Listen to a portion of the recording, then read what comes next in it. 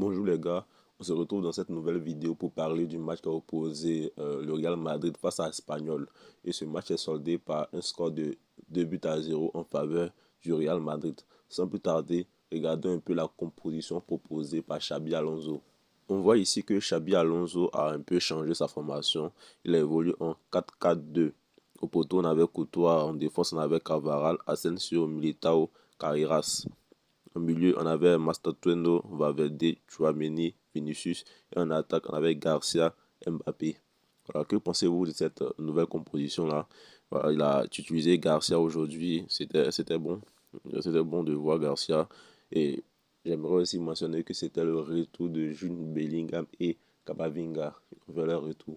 Mais pour moi, cette première période, bien vrai que le Real Madrid a dominé cette première période, euh, c'était pas aussi parfait. Il y avait trop d'imperfections dans la première période. Je pense que c'est en deuxième période que le match s'est plus bien un peu amélioré pour le Real Madrid. Nous allons en profiter en même temps pour voir un peu les statistiques de la première mi-temps. En première mi-temps, le Real Madrid a eu 72% de possession de la balle contre 28% de possession de balle pour l'Espagnol. Voilà, ils ont eu 7 tirs, dont un cadré. Donc pendant la première mi-temps, le Real Madrid a eu 7 tirs, mais un seul tir était cadré. Les Espagnols, quant à eux, ont eu 3 tirs et un cadré. Les deux ont eu des occasions de but, une seule occasion de but de part et d'autre, une grosse occasion manquée de part et d'autre. Donc vous voyez un peu comment c'était. Le match était bien vrai que le Real Madrid avait la possession, mais c'était pas une mi-temps assez parfaite.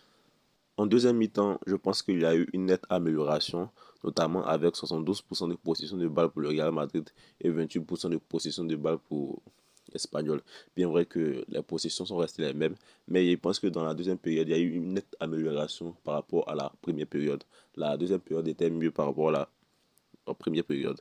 On a eu 9 tirs pour le Real Madrid, donc 4 cadrés, 5 tirs pour Espanyol, donc 0 cadré. Donc on a vu ici que Espanyol en deuxième mi-temps n'a même pas cadré un tir.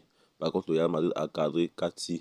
Et en même temps, on a vu ce super but de Mbappé là, donc on va revenir. Mais avant, on va commencer à parler des côtés positifs et négatifs de ce match.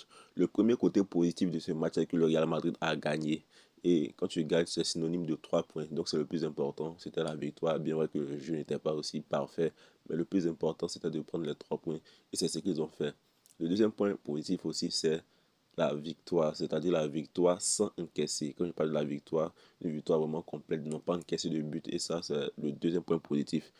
Un match sans encaisser de but, franchement, ça met en confiance la défense, l'équipe et même le gardien. Donc, le deuxième point positif, moi, c'est le fait que le Real Madrid n'a pas encaissé de but. Et ça, c'est vraiment important. Et en même temps, j'aimerais rebondir sur le fait que le Real Madrid n'encaisse pas beaucoup de buts cette saison en championnat.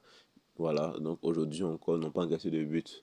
Ça prouve qu'ils sont un peu solides, même si c'est vrai que la défense reste un peu fébrile, mais ils n'encaissent pas de but. Et ça me plaît. C'est un point positif. Maintenant, ce qui concerne les côtés un peu négatifs de ce match-là, bon, je voulais parler un peu de l'attaque. L'attaque n'est pas trop ça, en fait, parce que il y a un manque de réalisme qui est là. Il y a un manque de réalisme. Il y a eu beaucoup de ratés dans cette rencontre-là. Beaucoup de ratés de la part du Real Madrid. Voilà. Et aussi, le jeu manque d'intensité. Souvent, bon, quand tu regardes ce match-là, tu as envie de dormir, tu vois. Non, voilà, c'est plus trop intéressant. C'est pas intéressant. Ça chauffe pas, comme on le dit dans notre jargon ivoirien. Ça ne chauffe pas trop. Et moi, j'aime les matchs avec beaucoup d'intensité, où c'est un peu rapide, comme en Première Ligue. Donc, moi, je pense que c'est ce qui manque un peu au Real Madrid actuellement. Et j'ai aussi mentionné le fait du manque de réalisme. Voilà.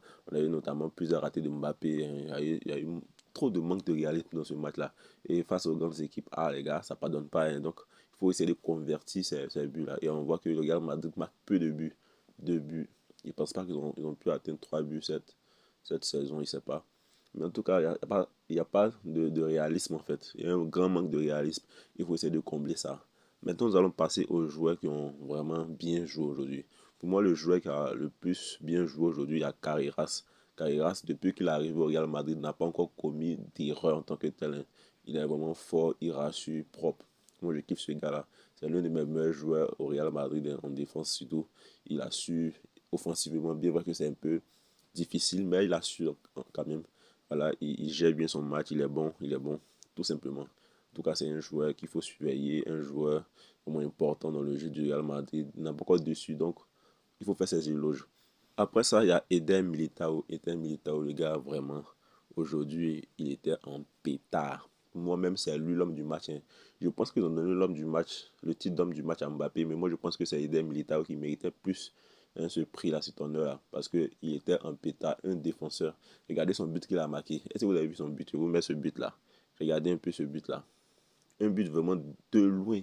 Après les 25, 30, 40 mètres là-bas, il a marqué le but. J'avais l'impression que c'était un attaquant. Moi, je ne savais pas que c'est lui qui avait tiré ce ballon. Quand j'ai vu le ballon dans le filet, il dit, mais qui tire comme ça là? Tiens, c'est Eder Militao. Un but incroyable. Fort but, le gardien essaie de toucher, mais c'est rentré quand même. Donc, moi aussi, Eder Militao mérite ce titre d'homme du match là. Vraiment, il a bien joué. Souvent, il fait des erreurs, on parle, mais aujourd'hui, il a bien joué. Quand il joue bien, il faut parler de ça aussi. Voilà, donc c'est pour ça que je dis qu'il mérite aussi le titre d'homme du match.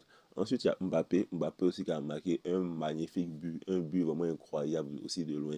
Aujourd'hui, le Real Madrid était vraiment en pétant. Il tirait des tirs de loin, il marquait. Regardez, même sur cette action, on a regardé ce but-là. Que dit? Une frappe vraiment surpuissante qui vient et qui marque sur une passe de Vinicius, je rappelle. Vinicius aussi, bon, il n'est pas trop convaincant, mais il faut aussi dire que actuellement c'est un peu bon quand même. Voilà. Même si je n'ai pas trop aimé le fait qu'on lui fasse sortir à la 78e minute. Pour moi, il pouvait terminer ce match-là. Voilà. Mais en tout cas, c'est Xabi Alonso, c'est lui le coach, c'est lui qui décide de ce qu'il veut faire de ses joueurs. Donc on va pas trop parler. Ce qui est sûr, ce qu'on retient, c'est que c'est la victoire. Le Real Madrid a gagné. Par contre, j'aimerais aussi rebondir encore sur Mbappé. Mbappé, c'est vrai qu'il a marqué, c'est bien, mais je pense qu'il est un peu perso. Je pense qu'il est un peu perso, il faut qu'il corrige un peu, hein, ce côté-là. Parce qu'il veut tellement marquer, souvent il oublie de faire la passe à ses coéquipiers. C'est vrai, marquer, c'est un attaquant, c'est ton rôle, mais il faut aussi avoir un impact. Il faut aussi faire de la passe à tes joueurs, à tes coéquipiers pour qu'ils puissent marquer aussi. C'est vrai que tu dois marquer, c'est ton rôle, mais souvent aussi, il faut essayer de panacher, faire des passes. Voilà. Sinon, dans l'ensemble, le match était vraiment bon. Bien vrai qu'il y avait des problèmes. Quand je dis bon, c'est qu'on a gagné en fait. Le plus important, c'était de prendre les 3 points et en plus sans encaisser. Voilà, donc je pense que, bon, certains aussi critiquent le fait que Xabi Alonso fait quelques erreurs, il fait mal tourner. Mais je pense que c'est bon parce que euh, il vient d'arriver, c'est un nouveau coach. Et malgré qu'il est nouveau, ça avait fait 5 victoires. Il a fait 5 victoires, il n'a pas encore perdu, il n'a pas encore fait des matchs nuls en Liga. Donc, laissez un peu de temps pour essayer de s'adapter.